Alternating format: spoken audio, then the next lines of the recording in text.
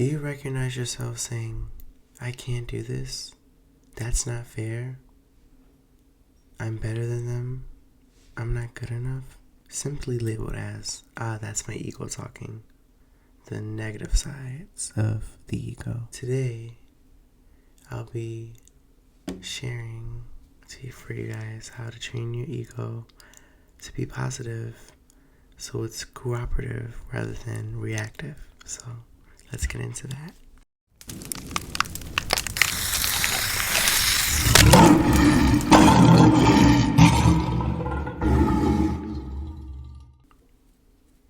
Okay. Recognize your ego's voice. Start noticing when your ego is speaking. So like with fear, defensiveness, judgment, if you feel those thoughts of that or use yourself saying that, then label it as, yeah, it's your ego talking. That's your ego. And just, it creates space between you and your reactive selves. Like, it creates space between, like, the ego part of yourself, the negative side part of yourself, from who you actually are, because you're not your thoughts. Remember that. Okay. Don't fight, guide. Instead of trying to scare or suppress your ego, which makes it fight back, invite it to cooperate. For example, instead of forcing yourself to confront a fear aggressively, say, I see you're afraid, ego. I see. Let's take this step by step. So just remind your ego, remind your body, because, just remind your body, your ego, the negative ego part of yourself, or just the ego itself. Just let the ego know that, hey, I recognize your ego. Here's what we need to do to, see this situation how it is and change it. Just guide your ego. Don't try to force or fight it, because, you can't. Just learn to change how it thinks and change how it feels about things. So don't fight, guide it. And this trains your ego to trust you. So make sure you got it. Do not fight it. Do not try to do not try to fight it. Do not try to fight it. Guide it. Feed it positively. The ego craves security and validation, but you can feed it with truth and growth instead of fear and judgment. And for example, if you can feed it positively, celebrate small wins, because the ego craves validation, or they want results that are bigger. So just celebrate the small wins. Celebrate little teeny goals, step by step. Celebrate those steps first before you think way far ahead. Just be grateful for what be grateful for what you just received. Celebrate that as a big win. Celebrate that as a big win. Remind yourself of your inner strength. Acknowledge effort, not just results. Acknowledge that you took the effort, the time, the consistency, the learning of it, not the result. So just acknowledge your effort, not results. Over time, your ego learns that supporting you leads to real stability. That's where it gets real. Okay. Practice self-awareness daily. You can journal, meditate, or self-reflect. They're great tools. You can ask, is this coming from fear or growth? Is my ego protecting me or holding me back? The more you do this, the more your ego aligns with your higher self. So just ask those questions, and when the answer comes up, change it accordingly and follow that accordingly. gradually push comfort zones with care. You don't, like, if something's out of your comfort zone, don't rush out of it. Take step by step through it, because it'll scare your ego.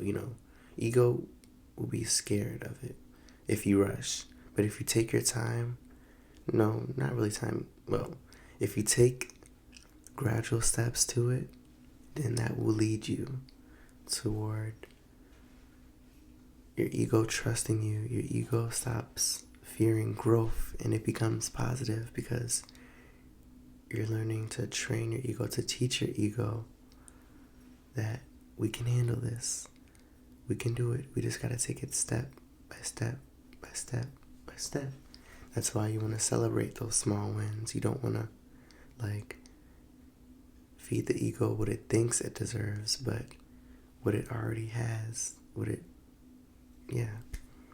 And just, keep reassuring your ego. And just try small challenges that aren't a lot.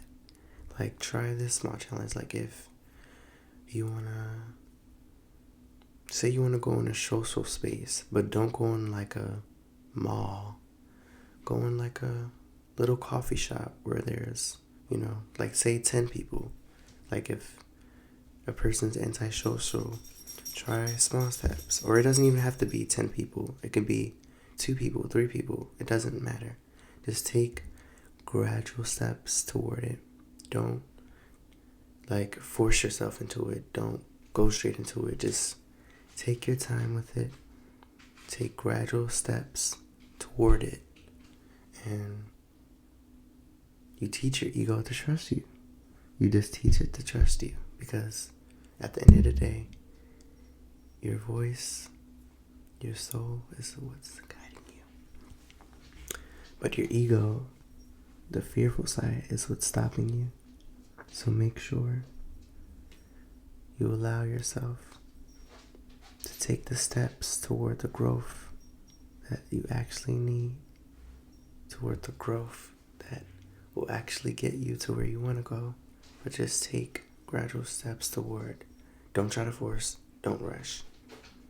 Because that will scare your ego, and you don't want to do that. You want to take your time.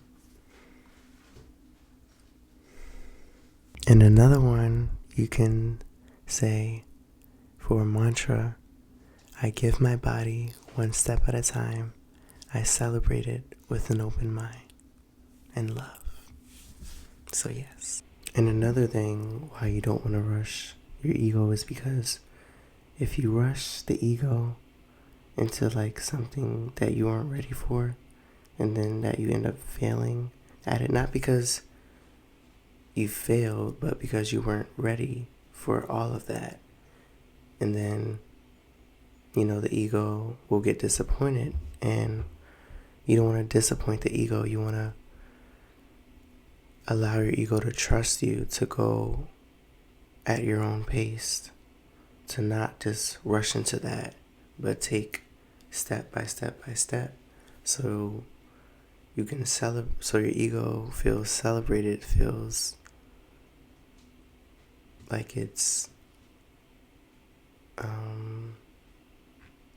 safe. You want to take gradual steps, but safe steps.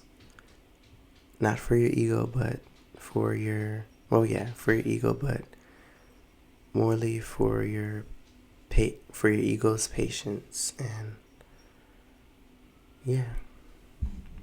also, the ego needs proof and validation from within yourself.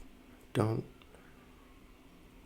let the results be the proof. Let the gradual steps, let that step that you took be that proof for your ego, so that your ego can trust you.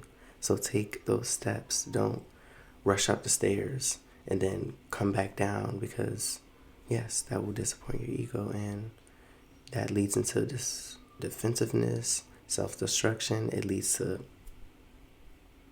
so take your time, take your steps, and be patient.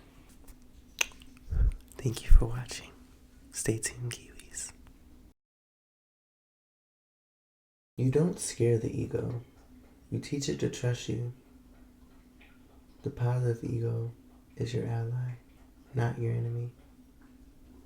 Remember that.